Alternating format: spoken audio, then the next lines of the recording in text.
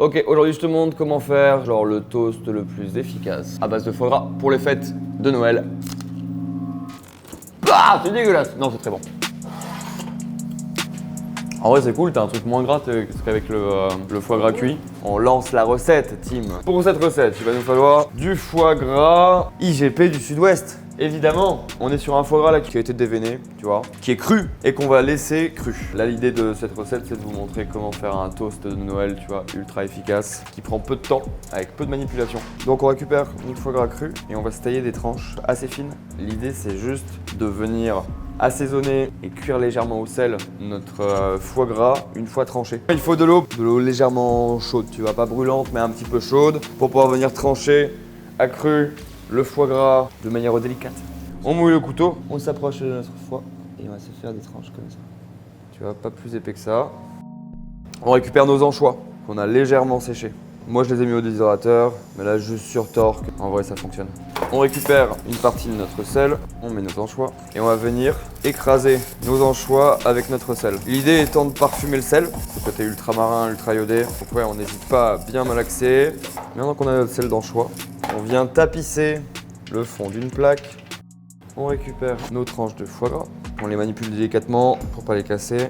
On les pose directement sur le sel et on vient recouvrir notre foie gras avec notre sel d'anchois, un peu comme une saumure à sec, sauf que là ça va durer moins longtemps. Ça, on se le réserve de côté pendant 3-4 minutes, monsieur. On va s'attaquer notre petite crème de marron. On est parti sur des marrons du Périgord et on va juste le transformer en crème de marron avec pour ambition d'être sur un plat salé. Donc on va y ajouter, tu vois, tout ce qu'il faut pour que ça ressemble un petit peu au marron que tu peux trouver dans ta vilaine dinde. On découpe le marron.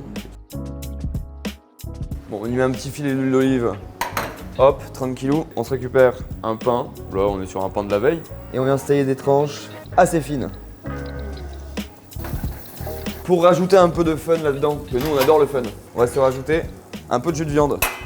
J'imagine que tu n'auras pas de jus de viande à la maison, mais il suffit de garder, tu vois, le fond de la cuisson de ton poulet rôti. Genre le gras, le machin, tu le mets dans un bol, tu le gardes au frigo. Et tu viens juste glacer tes marrons avec ça. Et est-ce que là, on n'est pas sur des saveurs de dinde, tu vois, anchois, dinde, châtaigne, dinde.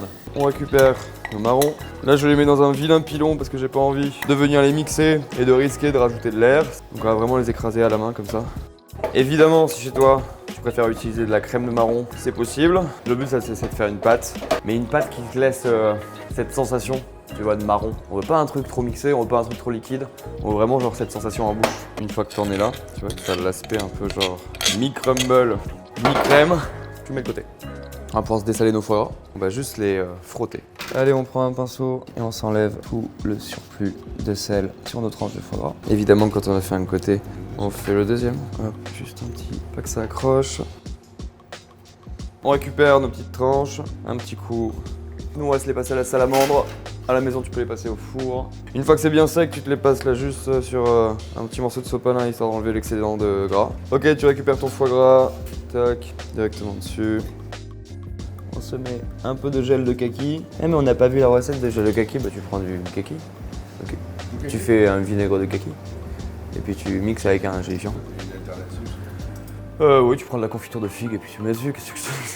On récupère nos châtaignes. Et on se remet un petit peu de gel de kaki parce que c'est vraiment délicieux. Bye bye.